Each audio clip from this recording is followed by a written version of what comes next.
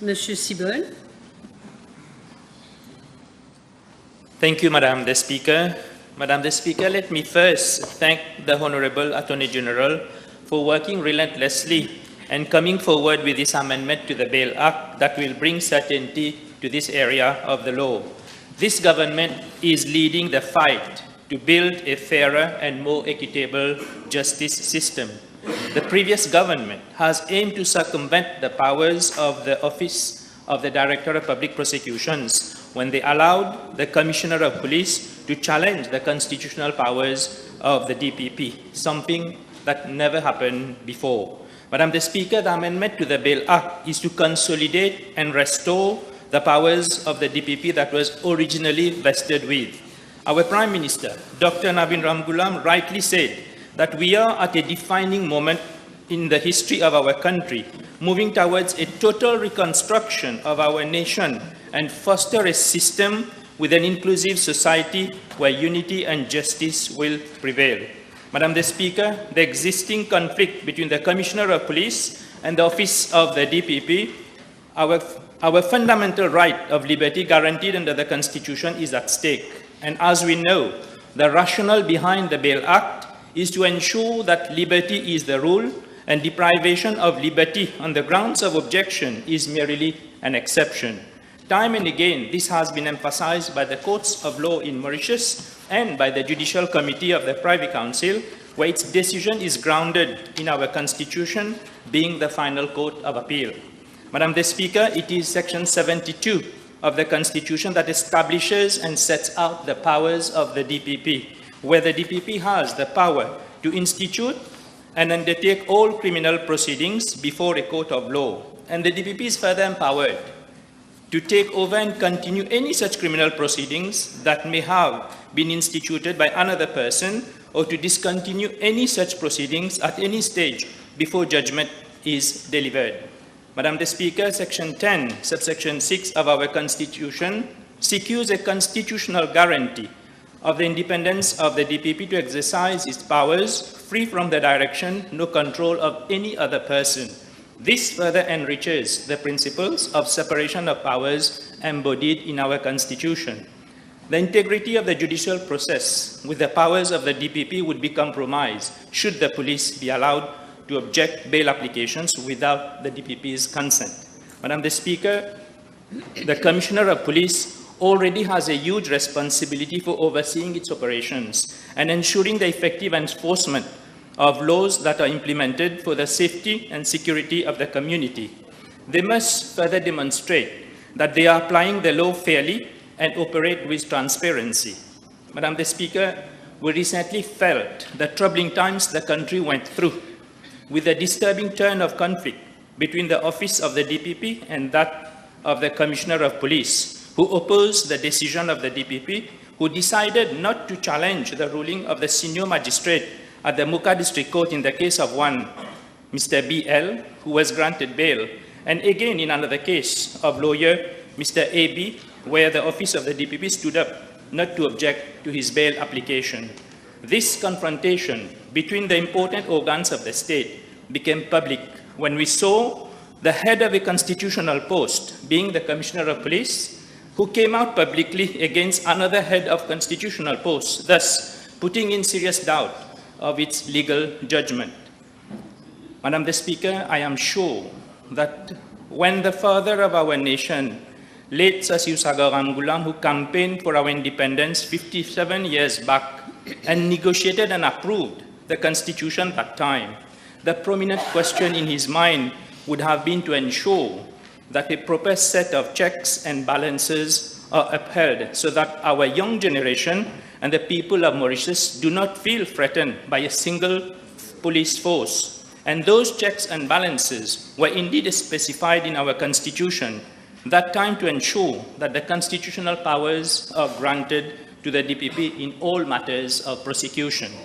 Madam the Speaker, to preserve the integrity of our institution, it is not a good practice for the Commissioner of Police to initiate private prosecution and to bypass the constitutional prerogatives of the DPP in prosecution matters, when in fact both institutions were intended to collaborate and avoid conflict to meet the end of justice in our democratic society. Madam the Speaker, it is highly essential to bring clarity and delimit the respective powers of the DPP and those of the Commissioner of Police with regards to a defendant or detainee who has been provisionally charged and is awaiting bail on bail. Both the police and the office of the DPP are meant to be highly trusted, important institutions of our democratic society, where they must work together, play their independent roles, and implement their powers for good governance and for proper administration of justice, and cannot have any conflict whatsoever as they carry hopes and expectations of the people for peace and justice. Madam the Speaker, the public has entrusted this government to restore the independence of the public institutions and further to foster ethics and integrity in all walks of life, to enhance our fundamental rights, and for the DPP to prosecute offenders in the name and on behalf of the state. Under the Bail Act, it is the police who has the power to object for the release of a defendant or detainee when a provisional charge is raised. The grounds of objection raised by the police must be carefully analyzed and based on the nature of the evidence gathered to ensure that it does not violate the rights of that person established in our Constitution. The office of the DPP has expertise and is fully equipped with trained and experienced lawyers in the field to analyze the nature of the evidence gathered by the police in each and every case and to conclude whether or not an objection for release of a defendant or detainee should be raised.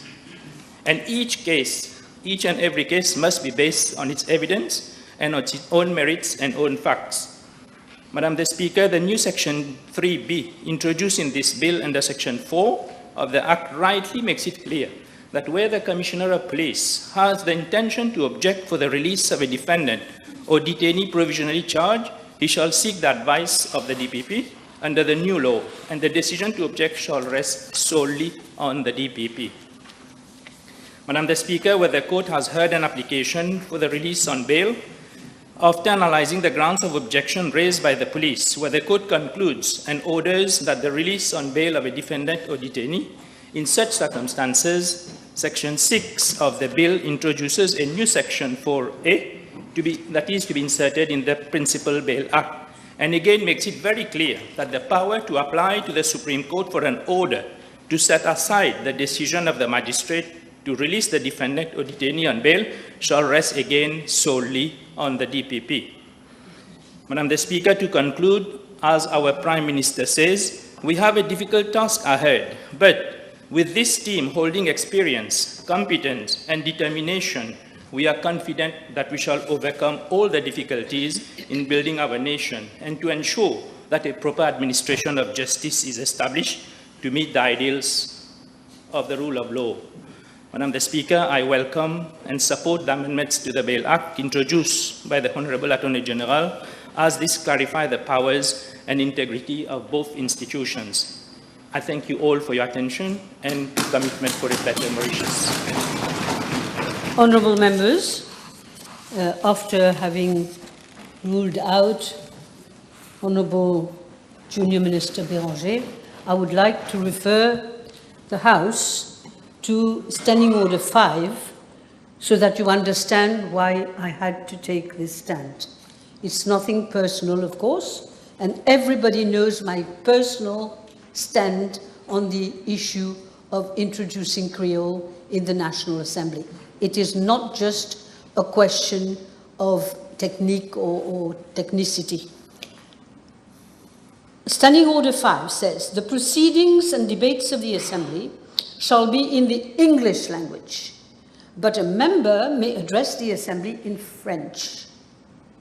I don't think there is any doubt on the fact that this is the way that it is for the moment. Honourable Prime Minister, may I seize this opportunity to tell you that maybe you can think about whether we should not have a select committee on the question of introducing Creole in the Assembly.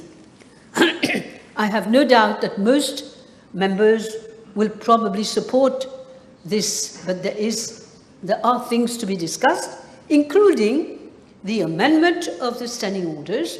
And as we told the House the other day, we have lots of committees, including the Standing Orders Committee, which will have to sit, and maybe amongst the issues to be discussed will be the issue of language. If you wish to start again, Ms. Béranger, you may do so now, but I will respect your choice.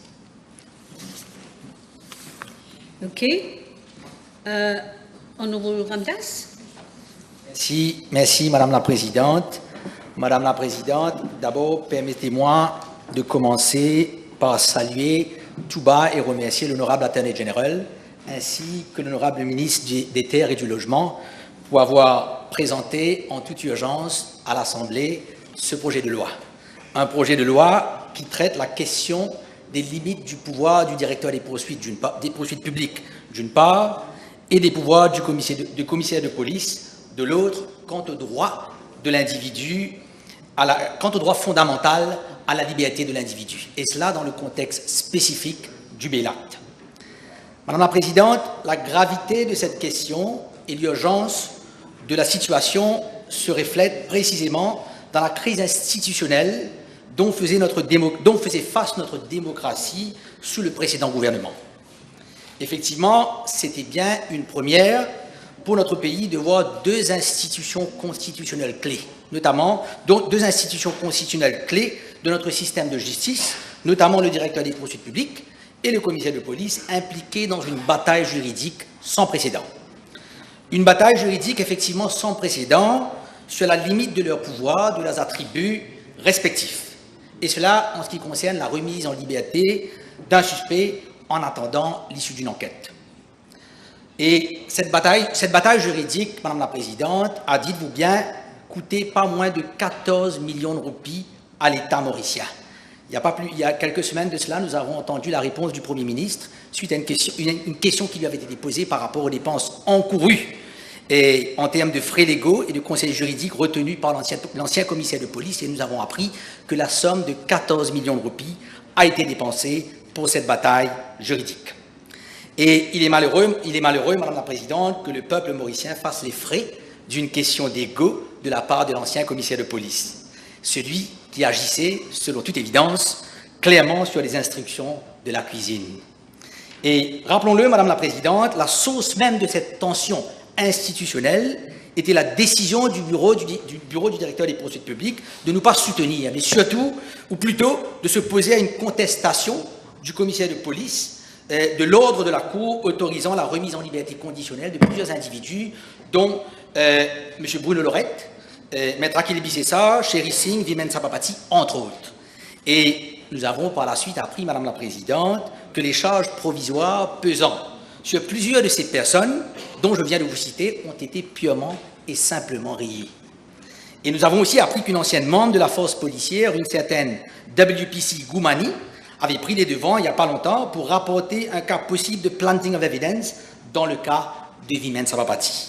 Imaginons, Madame la Présidente, ces nouveaux faits, en fait, nous poussent à nous interroger si cela aurait fait honneur à notre système de justice et notre identité comme une démocratie si ces personnes avaient été reconduites en cellules policières, si ces personnes avaient été privées de leur liberté, si le DPP avait capitulé sous l'insistance du commissaire de police d'alors de continuer à objecter à leur remise en liberté. Madame Speaker, this bill could not have been presented to this Assembly at a more appropriate time. In fact, it addresses a core issue, an issue that strikes at the very heart of our democratic values and the rule of law.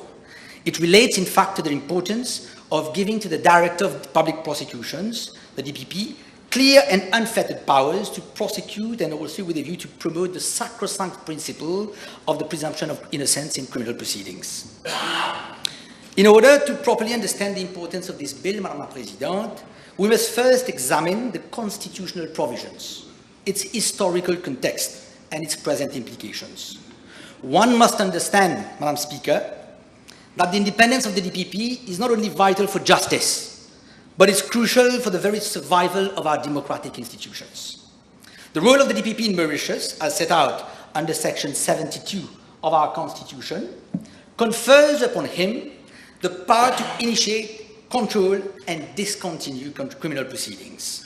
Now, Madam Speaker, with the adoption of the present Bail Act, Back in the year 1999, the presumption in favor of bail was given a statutory footing under Section 3 of the Act. In fact, Section 3 provided that every defendant or detainee shall be entitled to be released on bail subject to Section 4. And Section 4 of the Act provided exhaustively the grounds on which a court may refuse to release on bail a defendant or a detainee. Now, one major shortcoming in the Act, which is precisely what is sought to be curbed, what is sought to be corrected under the present amendment, was that it did not clearly specify which entity between the Commission of Police and that of the DPP was vested with clear powers to decide whether or not to object to the release on bail of a defendant or detainee. And quite regrettably, Madam Speaker, this important shortcoming allowed for a tension to creep into the rapport between the Commission of Police and the Director of Public Prosecution, as Section 4, subsection 4 of the Act referred fleetingly to an objection to bail formulated either by the Commission of Police or the Director of Public Prosecution. But it did not, unfortunately, cater for any situation where there is a conflict, there is a divergence of opinion between those two posts as to whether or not a defendant or detainee ought to be released on bail. Et bien évidemment, Madame la Présidente, cette incertitude, cette lacune dans nos lois a été utilisée tout naturellement par le MSM, fidèle à son habitude, à travers l'ancien commissaire de police, à des fins politiques, afin de satisfaire un agenda politique et dans l'unique but de persécuter ses adversaires politiques. In fact, when a political party controls the prosecution process, Madam Speaker, there is danger. There is danger. Danger that the justice system will be used as a tool for retribution. Danger of a loss of trust in the legal system, leading to an erosion of our democratic values. And it is precisely the mandate of this newly elected government, Madam Speaker, to consolidate our constitutional and democratic values already embodied in our government program. And justice cannot, Madam Speaker, be impartial if those in power can manipulate it for their own political advantage. And this is why this is in fact precisely why an independent judiciary, and by extension, an independent director of public prosecution, is essential for the protection of human rights and the rule of law. This bill, Madam Speaker, provides that where the Commissioner of Police intends to object to the release of bail of a defendant or detainee, he will now be under an obligation to seek the legal advice of the Director of Public Prosecution and will be bound by such advice and decision of the DPP. And by adopting this mechanism, Madam Speaker, the Bail Amendment Bill seeks to grant a prerogative to the DPP, who, unlike the Commissioner of Police, is always required to be a person with legal training and experience, as a barrister, in order to be eligible for the post. And in fact, a legal background, in my very humble view, Madam Speaker, is essential to enable the decision maker, the DPP, to assess whether the exceptions to bail as set out under Section 4 of the Act can be invoked and whether such motion has a reasonable prospect of success. And this will undoubtedly, Madam Speaker, allow for an efficient allocation of resources and to present before the court only meritorious cases for a lawful restriction of a person's freedom of movement. And it is also apposite to recall that the DPP is required, Madam Speaker, to act fairly and impartially in presenting a case, and it is not the role of the DPP to secure a conviction at all costs. It is, in fact, it is my humble view, Madam Speaker, that he is a disinterested party insofar as the defendant or a detainee is concerned. And lastly, Madam Speaker, the DPP's security of tenure is akin to that of a Supreme Court judge, reinforcing the very notion that justice cannot and should not be influenced by political or external pressures. Madame la Présidente, je faillerais à mon devoir si je ne profite pas de cette occasion qui m'est accordée aujourd'hui pour exprimer quand même une certaine crainte par rapport à l'application d'un aspect de ce Bail Amendment Act. Cette loi, Madame la Présidente, si elle est votée, si elle est promulguée, et elle le sera certainement, pose quand même une certaine difficulté dont j'ai une crainte. Si elle est votée, elle aura pour conséquence qu'il y aura un nombre grandissant de dossiers qui seront référés au bureau du directeur des poursuites publiques. Et là, nous avons probablement une difficulté dans la mesure où il est impératif que ces dossiers soient traités, soient étudiés et de manière rapide et diligente, puisqu'il y va de la liberté de l'individu. Il y va de la liberté du citoyen mauricien. Donc, il est impératif, donc, Madame Speaker, que nous ne nous retrouverons pas dans une situation, et là je parle un petit peu sous la correction de mes confrères et conseillers ici présents, dont vous-même, Madame la Présidente, et on ne souhaiterait pas se retrouver dans une situation où nous sommes en cours ayant à faire face à des demandes répétitives de renvoi de la part du représentant de la poursuite sous prétexte que the stand of the DPP is not ready. C'est une phrase que nous entendons souvent en cours nécessairement, n'est-ce pas, Madame Speaker?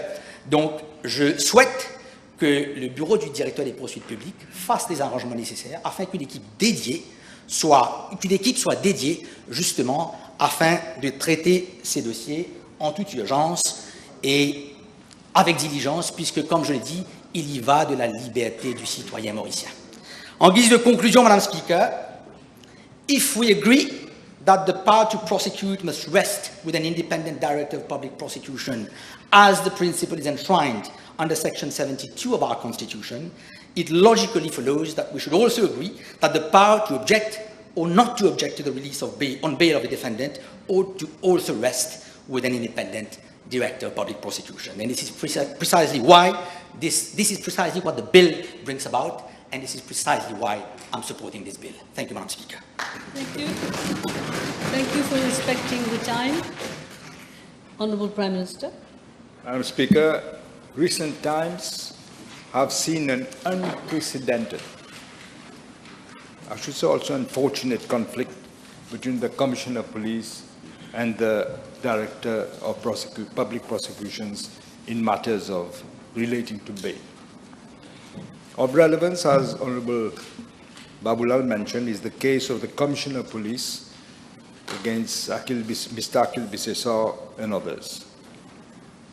The police objected to bail in that case for Mr. Bisesar, but the office of the DPP, representing the Commissioner of Police, had no objection. That should have been the end of the matter. But in spite of this, the representative of the police in court made a statement to state that the stand of the Commissioner of Police was to object to bail in the present case, in spite of what the DPP had said, and went further to say that, if need be, the office of the Commissioner of Police will solicit help from outside of the DPP's office. And in fact, the Commissioner of Police hired the services of counsel from the bar to represent the police and enter the case before the Supreme Court to quash the decision of the district magistrate. The Supreme Court refused to intervene in the matter pursuant to Section 82(1) of the Constitution.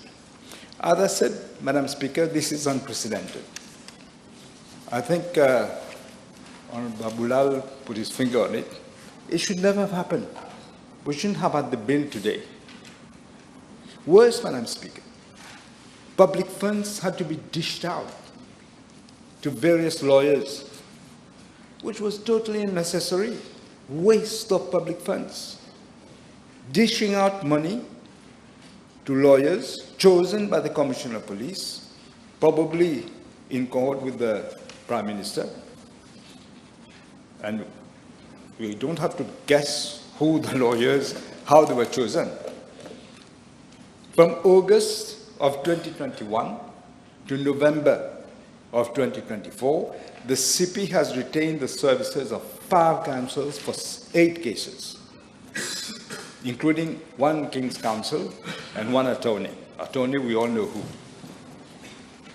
The cost to the state, as you, Honorable Ramdas, just said, over 14 million rupees. Over 14 million rupees.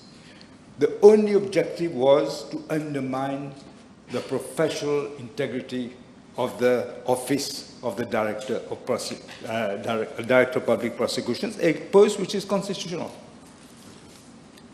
This situation arose because, as per then the provisions of the Bail Act, namely Section 4(4) of the Bail Act, where a magistrate has ordered the release on bail of a defendant, the Commissioner of Police or the DPP may, within 7 days of the determination of the magistrate, apply to the Supreme Court to quash that, set aside the decision of the magistrate.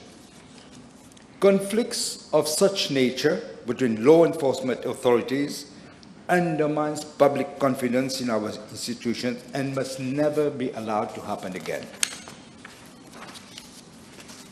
Such conflict could also be due because nobody in their right mind thought that this could happen. This is why we have to come to the bill, with this bill, this amendment, to make it clear what are the provisions of the new Bail Act, especially in cases where bail is objected to, or in cases where a decision to grant bail is challenged.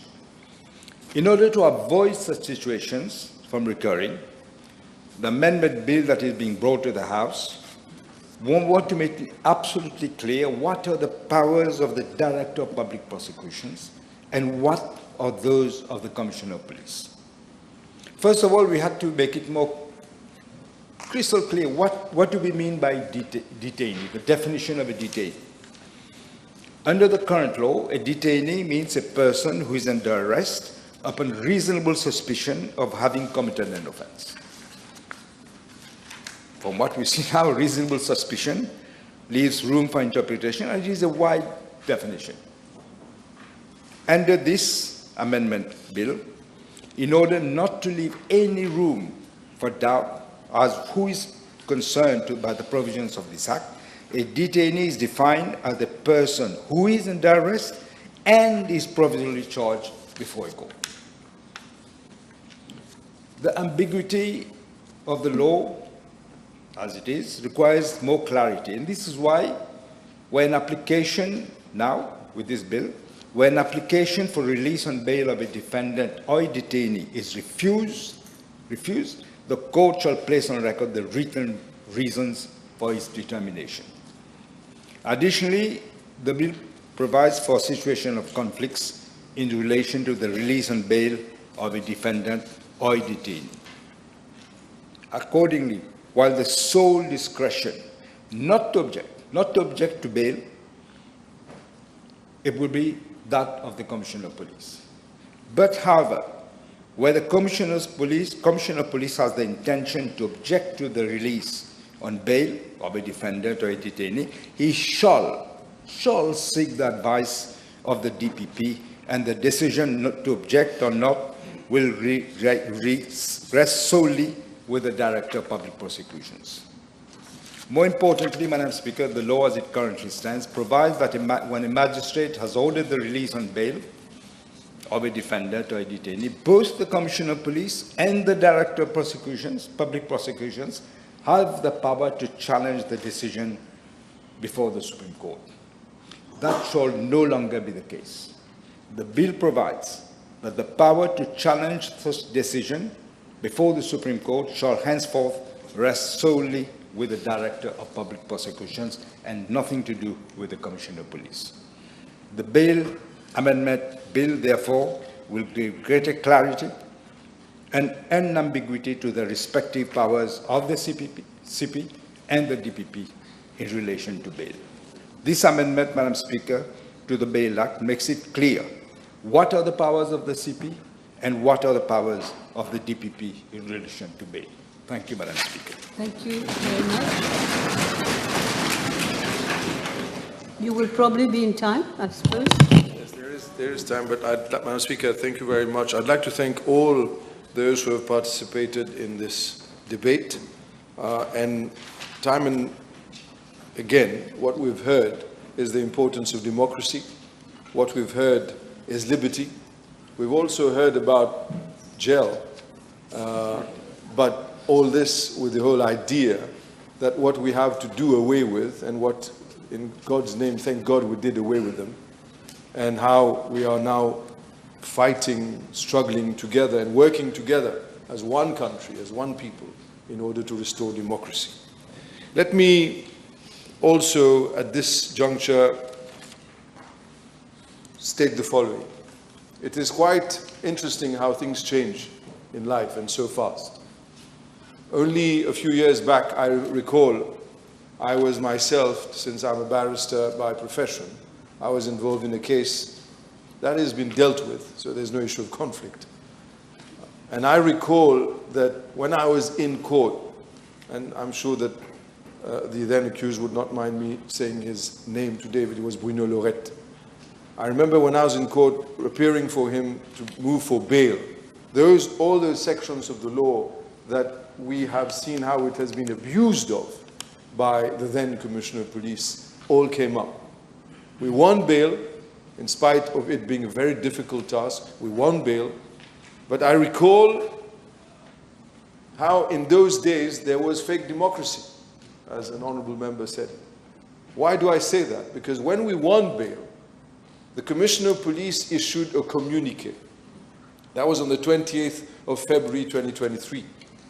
And for all to remember, in that communique, the Commissioner of Police said the following, I quote, "The decision of the office of the DPP therefore creates an evil precedent," unquote. That evil precedent that the then Commissioner of Police was referring to was the decision of the office of the DPP after having looked at the ruling of the learned magistrate, decided that he will not object to the release.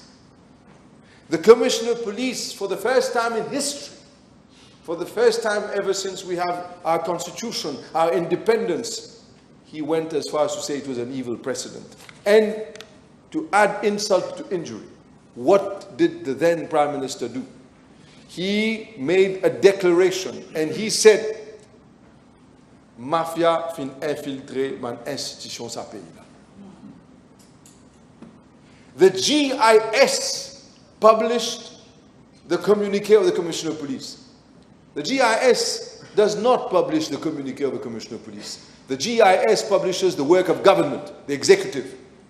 So there had disappeared this respect one must have for institutions, where the Commissioner of Police had himself felt that he was part of the government ministers. He was a little department in the office of the Prime Minister, whereby whatever he said had to be aligned with what the Prime Minister wanted and had to be published by the GIS.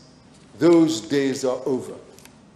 And this is what, when the Honourable Govind said, "Let Mauritius be Mauritius again," how right she is. And this is what we are standing up to fight for. So this is a very important day for democracy, and it is a pity. I said it last time when I intervened, I say it again. It is a pity that the leader of the opposition, his position is there in the Constitution, there, his role, his responsibility. It's not only for him to earn his packet at the end of the month, it is for him to be here and to be the voice of the people. But then, not only is not here, they will also not be at the municipal elections. Then again, as I said, things change very rapidly, and how, thanks, I'll say that to the Almighty, thank God, we are now coming on the right path. So, those are my words, Madam Speaker, and I do commend this bill to the House. Thank you. Motion must be seconded. Motion must be seconded. Seconded? Who's seconding? Yes, Dr. Boulel. The question is that the Bail Amendment Bill number 3 of 2025 be read a second time. Those in favour say aye. Those against say no. The ayes have it. You're not going to miss iftar. Public Bills Committee stage.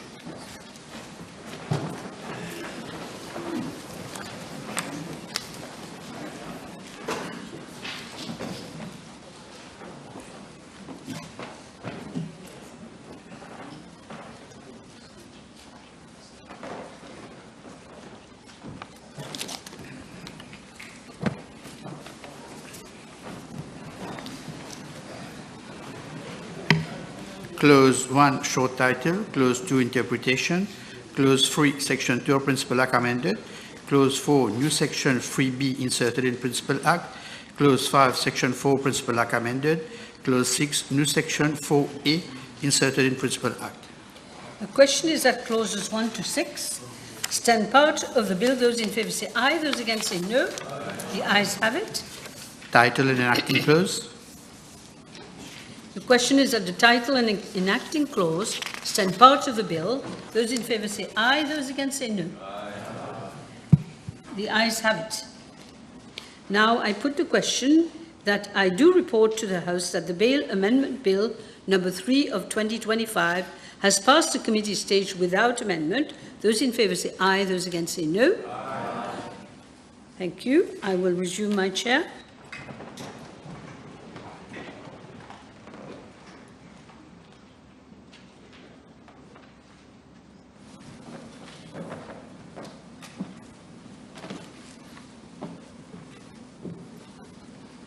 Honourable members, I have to report to the House that the Bail Amendment Bill number 3 of 2025 has passed the committee stage without amendments.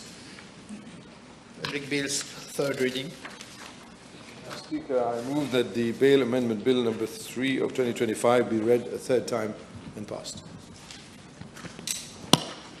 Yes, Honourable Attorney General, Acting Attorney General.